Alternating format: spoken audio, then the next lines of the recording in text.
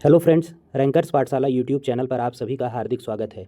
तो लोक सेवा आयोग उत्तर प्रदेश द्वारा जो एलटी, जीआईसी और जीडीसी की परीक्षा संपन्न कराई जाती है, उसमें जीएस के कुछ प्रश्न पूछे जाते हैं। तो उन्हीं प्रश्नों को इस वीडियो के माध्यम से हल कराया जा रहा है। तो अभी तक हमने एलटी 2018 और जीआईसी 2021, 2017, 2012 और 2009 के पेपर को सॉल्व करा दिया गया है। अगर आप इन वीडियोस को नहीं देखे हैं तो इस वीडियो के प्लेलिस्ट में जाकर आप सभी वीडियो को देख सकते हैं। तो इस वीडियो आज का जो सेशन है हमारा, वो जीआईसी 2008 का जीआईसी 2008 में जो पेपर हुआ था उसके सामान्य अध्ययन के प्रश्नों को इसमें देखेंगे। तो आइए स्टार्ट करते हैं। तो पहला प्रश्न जो पूछा गया था इस प्रश्न पत्र पे में वो था कि मनरेगा से संबंधित। तो मनरेगा के संबंध में ये प्रश्न है, आइए इसको देख लेते हैं। कथन था, मनरेगा एक कार्योन्मुखी परियोजना है जो पूरे देश में कार्यान्वित हो रही है। यह परियोजना राज्य सरकारों द्वारा कार्यान्वित की जा रही है। तो सबसे पहले थोड़ा सा जो तथ्य इसके बारे में जान लेना चाहिए। मनरेगा जो है ये पहले नरेगा के रूप में संचालित था। कब इसको लागू किया गया? 2005 में। 2005 से ये योजना लागू थी और 2009 में इसको नरेगा से बदलकर मनरेगा कर दिया गया। तो उसी के बारे में ये कथन है और ये दोनों कथन जो है दिया गया है सही है। दोनों कथन सही है। पहला, मनरेगा एक कार्य उन्मुखी योजना है और ये पूरे देश में कार्यान्वित है, बिल्कुल सही है। और यह परियोजना राज्य सरकारों द्वारा कार्यान्वित की जा रही है, ये भी सही है, राज्य सरकारों द्वारा कार्यान्वित की जा रही है। इस प्रकार दोनों कथन सही है, लेकिन व्याख्या नहीं कर रहा है। व्याख्या नहीं कर रहा है तो कौन सा उत्तर हो जाएगा? Option D, option B. बढ़ते हैं अगले प्रश्न पे। अगला प्रश्न है, भारत में निम्नलिखित में कौन सा एक काली मिर्च का सर्वाधिक उत्पादन करता है? कौन सा राज्य काली मिर्च का सर्वाधिक उत्पादन करता है? तो केरल राज्य, जो राज्य दिया हुआ है उसमें केरल राज्य जो है भारत में सर्वाधिक काली मिर्च का उत्पादन करता है। और केरल को जो है काली मिर्च को मसालों की रानी कहा जाता है, जबकि केरल को मसालों का बगीचा के नाम से जाना जाता है। अगला प्रश्न जो है ये करंट से संबंधित था। तो इसमें एक तरफ पुस्तक और दूसरी तरफ उसके रचयिता का नाम दिया था। तो करंट के प्रश्न को सॉल्व करने का भी कोई औचित्य नहीं है। अभी जो पेपर होगा आपका, जो करंट के प्रश्न पूछे जाएंगे वो सब नए प्रश्न रहेंगे। तो अगला प्रश्न जनसंख्या से था, चौथा जनसंख्या के से संबंधित था। आइए देख लेते हैं। अब प्रश्न था, भारत के निम्नलिखित 4 राज्य अधिकतम नगरीय जनसंख्या रखने वाले स्थान पर हैं। निम्न आरोही क्रम में उनका कौन सा सही अनुक्रम है? अब इनमें आरोही क्रम बताना है। आरोही क्रम मतलब बढ़ते हुए क्रम में, असेंडिंग ऑर्डर। तो सर्वाधिक जो है नगरीय जनसंख्या किस राज्य में है? सर्वाधिक नगरीय जनसंख्या की बात करें 2011 जनगणना के अनुसार तो महाराष्ट्र में सर्वाधिक नगरीय जनसंख्या, उसके बाद उत्तर प्रदेश, फिर तमिलनाडु और फिर पश्चिम बंगाल था। तो बढ़ते क्रम में पूछा है, बढ़ते क्रम में तो सबसे कम किसका था? पश्चिम बंगाल का। और उससे बढ़ते क्रम में कौन आ गया? तमिलनाडु, फिर उत्तर प्रदेश और महाराष्ट्र। तो इस प्रकार क्या हो जाएगा? ऑप्शन डी, पश्चिम बंगाल, तमिलनाडु, उत्तर प्रदेश और महाराष्ट्र। ये नगरीय जनसंख्या का आरोही क्रम था। बढ़ते हैं अगले प्रश्न पे। अगला प्रश्न है पांचवा, ये भी जनसंख्या से संबंधित है। इसमें कह रहा है, उत्तर प्रदेश में अधिकतम जनसंख्या वाले निम्न जिले कौन से हैं? उनका अवरोही। अब इसमें क्या डिसेंडिंग ऑर्डर पूछा है। डिसेंडिंग मतलब बढ़ते से घटते क्रम की तरफ हमको जाना है।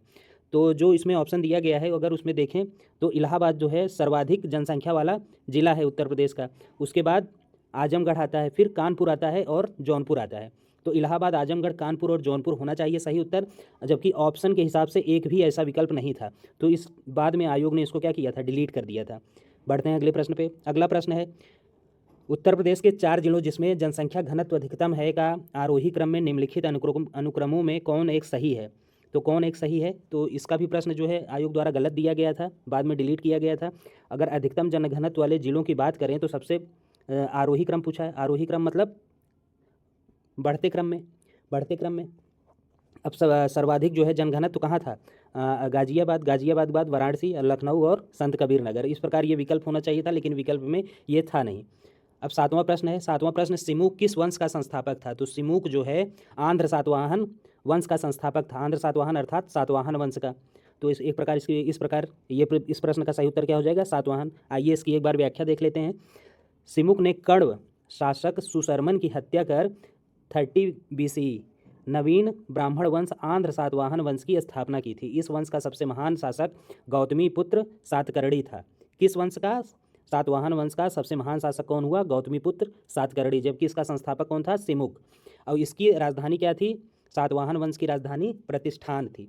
प्रतिष्ठान, सातवाहन वंश की राजधानी प्रतिष्ठान थी और इन्होंने शीशे और पोटीन के सिक्के चलवाए थे। बढ़ते हैं अगले प्रश्न पे। 8वां प्रश्न था, सूची 1 को सूची 2 से सुमेलित करना था। सूची 1 में पर्यटक आकर्षण और सूची 2 में स्थान दिया हुआ था। तो कबीर की समाधि जो है वो मगहर बस्ती में है। कबीर की समाधि कहाँ? मगहर बस्ती में। सलीम चिश्ती की दरगाह फतेहपुर सीकरी में।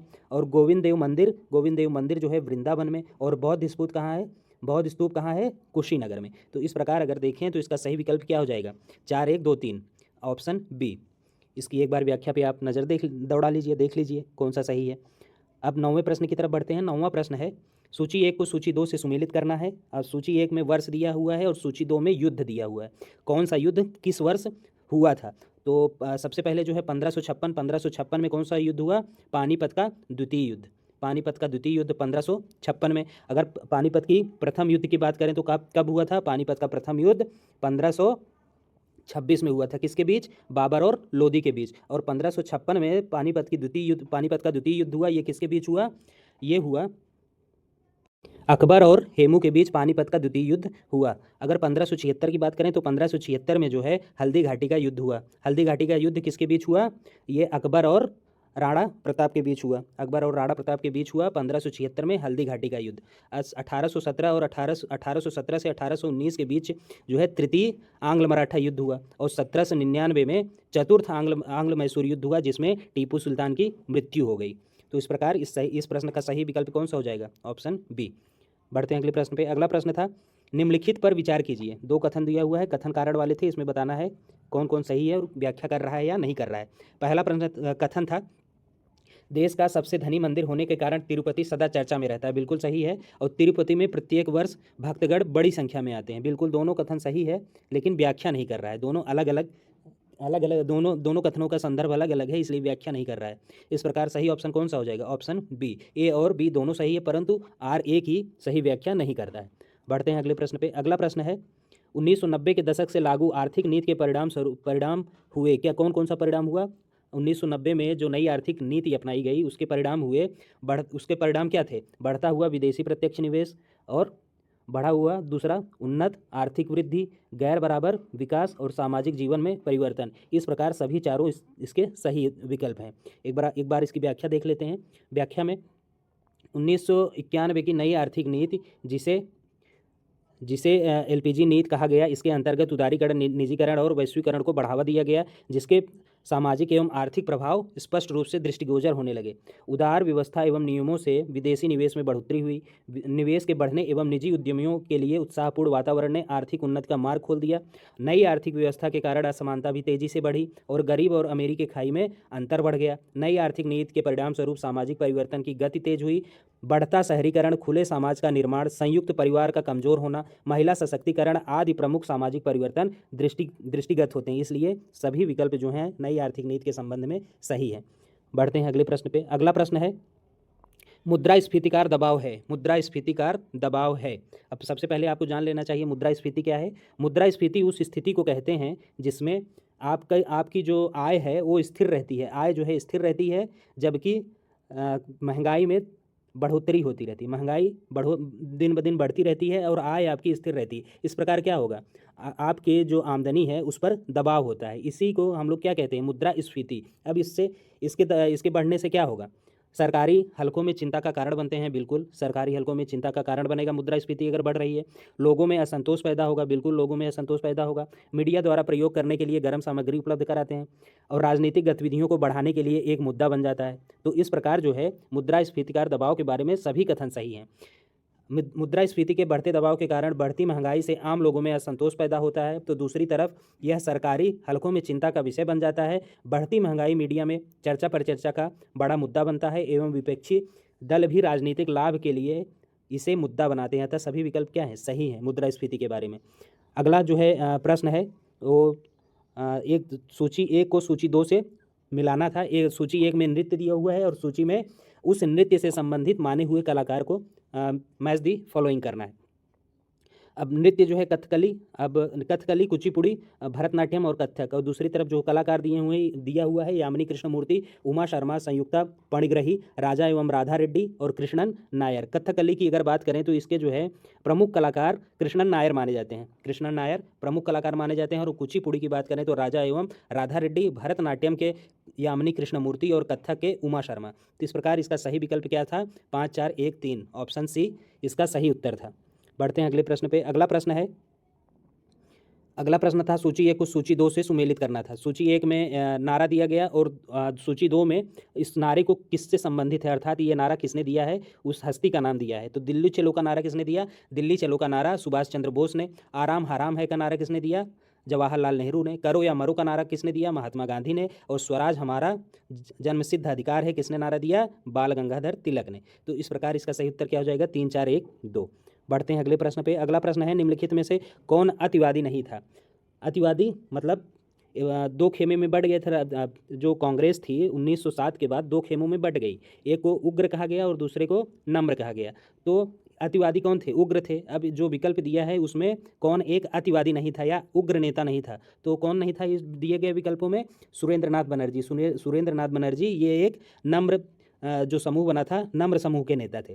तो दिए गए विकल्पों में सुरेंद्रनाथ बनर्जी नरमपंथी विचारधारा के प्रतिनिधि थे, जबकि शेष अतिवादी एवं गर्मपंथी के समर्थक थे। सुरेंद्रनाथ बनर्जी ने 1876 में आनंद मोहन बोस के साथ मिलकर इंडियन एसोसिएशन नामक संस्था का गठन किया था।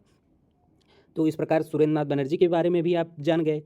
तो बढ़ते हैं 16वें प्रश्न की तरफ। 16वां प्रश्न है भारत के राष्ट्रपति के निर्वाचन के लिए निर्वाचक मंडल में सम्मिलित होते हैं। भारत के राष्ट्रपति के निर्वाचन के लिए निर्वाचक मंडल में सम्मिलित होते हैं। तो जो 4 विकल्प दिया है इसी में बताना है कि निर्वाचक मंडल में कौन कौन शामिल होता है। तो पहला जो है संसद के दोनों सदनों के निर्वाचित सदस्य, दूसरा राज्य के विधानसभाओं के निर्वाचित सदस्य, दिल्ली और पुदुचेरी संघीय क्षेत्रों की विधानसभाओं के निर्वाचित सदस्य, और चौथा जो विकल्प दिया गया है राज्यों की विधान परिषदों के निर्वाचित सदस्य। अब इन्हीं में से चुनकर आपको सही विकल्प बताना है कि कौन कौन से राष्ट्रपति के निर्वाचक मंडल में शामिल होते हैं। तो आइए एक बार देख लेते हैं। संविधान के अनुच्छेद 55 में राष्ट्रपति के निर्वाचक मंडल का प्रावधान है। किसमें? अनुच्छेद 55 में राष्ट्रपति के निर्वाचक मंडल का प्रावधान किया गया है। इस अनुच्छेद के तहत राष्ट्रपति के निर्वाचक मंडल के सदस्य होते हैं कौन कौन? पहला, संसद के दोनों सदनों के निर्वाचित सदस्य और राज्य विधानसभाओं के निर्वाचित सदस्य इसमें शामिल होते हैं। और संविधान के 70वें संविधान संशोधन अधिनियम 1992 के तहत दिल्ली एवं पुदुचेरी संघीय क्षेत्रों की विधानसभाओं के निर्वाचित सदस्य भी इस निर्वाचक मंडल में शामिल होते हैं। इस प्रकार अगर राष्ट्रपति के निर्वाचक मंडलों की बात करें तो कौन कौन शामिल होता है? संसद के दोनों सदनों के निर्वाचित सदस्य, राज्य की विधानसभाओं के निर्वाचित सदस्य और दिल्ली एवं पुदुचेरी संघीय क्षेत्रों के विधानसभाओं के निर्वाचित सदस्य इसके निर्वाचक मंडल में शामिल होते हैं। बढ़ते हैं अगले प्रश्न पे। अगला प्रश्न है भारतीय राजनीतिक प्रणाली को कहा जाता है। तो भारतीय राजनीतिक प्रणाली को केसी वीयर ने अर्धसंघीय क्वासी फेडरल, अर्धसंघीय अर्थात क्वासी फेडरल कहा है। किसने? केसी वीयर ने। बहुत बार आपकी परीक्षा में पूछा गया है भारतीय राजनीतिक प्रणाली को किसने अर्धसंघीय कहा है? तो किसने कहा है? केसी वीयर ने। क्योंकि भारतीय राजनीतिक प्रणाली में संघात्मक लक्षणों के साथ ही साथ एकात्मकता के लक्षण प्रबलता से विद्यमान है। क्यों कहा केसी वीयर ने इसको अर्धसंघात्मक? क्योंकि भारतीय राजनीतिक प्रणाली में संघात्मक लक्षणों के साथ एकात्मकता के लक्षण भी प्रबलता से विद्यमान है। अब 18वां और 19वां प्रश्न जो है ये गणित से संबंधित है। इसको बाद में किसी वीडियो में गणित के प्रश्नों को एक साथ सॉल्व कर लिया जाएगा।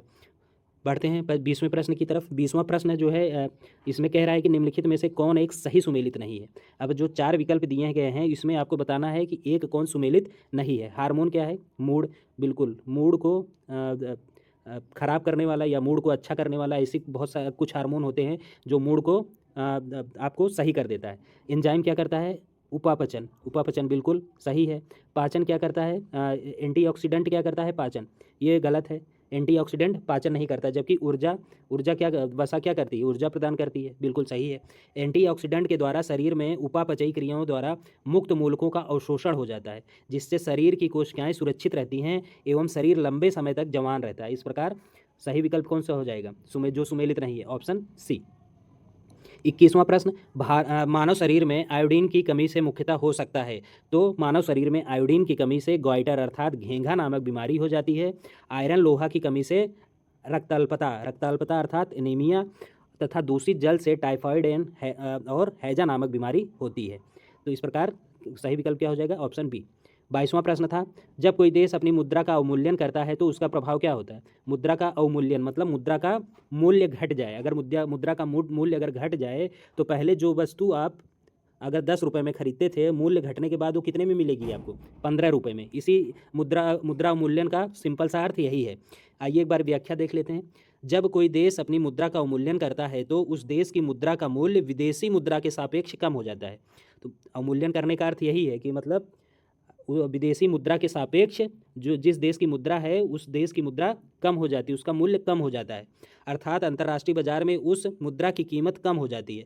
फलस्वरूप उस देश की वस्तुओं की कीमत अंतर्राष्ट्रीय बाजार में कम तथा दूसरे देशों में सामान की कीमत बढ़ जाती है, जिससे आयात महंगे हो जाते हैं और निर्यात सस्ते हो जाते हैं। इससे निर्यात को प्रोत्साहन मिलता है। बढ़ते हैं अगले प्रश्न पे। अगला प्रश्न है, इलायची का एक महत्वपूर्ण उत्पादक इडुक्की स्थित है। तो कहाँ स्थित है इडुक्की? केरल में। इलायची का महत्वपूर्ण उत्पादक इडुक्की केरल राज्य में अवस्थित है। अब अगला प्रश्न है इतिहास से संबंधित। सूची 1 को सूची 2 से सुमेलित करना था। सूची 1 में दिया हुआ है अधिनियम और सूची 2 में दिया हुआ है इसकी विशेषताएं। पहला जो है भारतीय परिषद अधिनियम 1909। भारतीय परिषद अधिनियम 1909 को इसको हम लोग किसके नाम से जानते हैं? मॉर्ले मिंटो सुधार के नाम से भी जाना जाता है। इसमें क्या हुआ? सांप्रदायिक निर्वाचक मंडल का प्रारंभ हुआ। सांप्रदायिक निर्वाचन मंडलों का प्रारंभ हुआ और ये 1909 में। और 1919 में क्या हुआ? भारत शासन अधिनियम 1919। इसको हम लोग मॉन्टेग्यू चेम्सफोर्ड के नाम से भी जानते हैं। इसको हम लोग मॉन्टेग्यू सुधार के नाम से भी जानते हैं। और इसमें क्या हुआ? प्रांतों में द्विशासन की व्यवस्था लागू की गई। तीसरा जो है भारत सरकार अधिनियम 1935। इसमें क्या हुआ? केंद्र में द्विशासनी व्यवस्था लागू की गई। और भारत शासन अधिनियम 1947 इसमें क्या हुआ? पूर्ण स्वतंत्रता घोषित किया गया। अगला प्रश्न की तरफ बढ़ते हैं। अगला प्रश्न है कथन कारण से संबंधित। पंडित नेहरू का उद्देश्य का प्रस्ताव संविधान सभा द्वारा 22 जनवरी 1947 को स्वीकार किया गया। बिल्कुल सही है। उस प्रस्ताव में सम्मिलित आदर्श पूर्णतः संविधान के आमुख में प्रतिबिंबित होते हैं। तो इस प्रकार जो है इस प्रश्न का जो दिया गया विकल्प है, दोनों विकल्प सही है और व्याख्या भी कर रहा है। तो 13 दिसंबर 1946 को जवाहरलाल नेहरू ने प्रसिद्ध उद्देश्य प्रस्ताव प्रस्तुत किया, जिसे 22 जनवरी 1947 को संविधान सभा द्वारा स्वीकार किया गया। उद्देश्य प्रस्ताव को कब संविधान सभा द्वारा स्वीकार किया गया? 22 जनवरी 1947 को स्वीकार किया गया। इस प्रस्ताव के आदर्श भारतीय संविधान की प्रस्तावना में प्रतिबिंबित होते हैं। इस प्रकार कथन कारण दोनों सही है और कारण जो है कथन की व्याख्या कर रहा है। बढ़ते हैं अगले प्रश्न पे। अगला प्रश्न है 26वां। स्वाधीनता आंदोलन से संबंधित निम्नलिखित कथनों में कौन सही नहीं है? तो साइमन कमीशन का काले झंडों तथा तूफानी प्रदर्शन से स्वागत किया गया, बिल्कुल सही है। संविधान के प्रारूप पर पंडित मोतीलाल नेहरू की रिपोर्ट लखनऊ में सर्वदलीय कॉन्फ्रेंस में स्वीकार की गई, बिल्कुल सही है, बिल्कुल सही कथन है। अगला जो है पूर्ण स्वराज का प्रस्ताव लखनऊ के कांग्रेस अधिवेशन में पारित हुआ। पूर्ण स्वराज का प्रस्ताव लखनऊ के कांग्रेस अधिवेशन में नहीं बल्कि लाहौर के कांग्रेस अधिवेशन 1929 में पारित किया गया था और जिसकी अध्यक्षता पंडित जवाहरलाल नेहरू ने की थी। इस प्रकार ऑप्शन सी गलत है। यही पूछ रहा है कौन कई निम्न कथनों में कौन एक सही नहीं है, तो तीसरा यही सही नहीं है। और चौथा था 1930 में दांडी मार्च सविनय अवज्ञा आंदोलन का प्रारंभ था, ये भी कथन सही है। 27वां प्रश्न था एक दलीय शासन प्रावधान करता है। तो एक दलीय शासन इनमें से जो प्रावधान करता है वो एक दलीय शासन व्यवस्था दृढ़ एवं निरंकुश शासन का प्रतीक है। दृढ़ एवं निरंकुश शासन का प्रतीक है। इससे एक स्थायी सरकार का गठन होता है जिससे शासन अपने निर्णय दृढ़ता से क्रियान्वित करने में सक्षम होता है। एक दलीय शासन में दलीय निरंकुशता स्थापित होती है जो अनुशासित कैडर के रूप में परिणत हो जाते हैं। निरंकुश फांसीवाद एवं साम्यवादी शासन व्यवस्था एक दलीय शासन व्यवस्था के उदाहरण है। अगला प्रश्न था भारत दे दिया था, भारत इनमें से क्या है? तो एक लोकतांत्रिक गणराज्य है, बिल्कुल सही है। भारत में एक प्रातिनिधिक लोकतंत्र है, बिल्कुल सही है।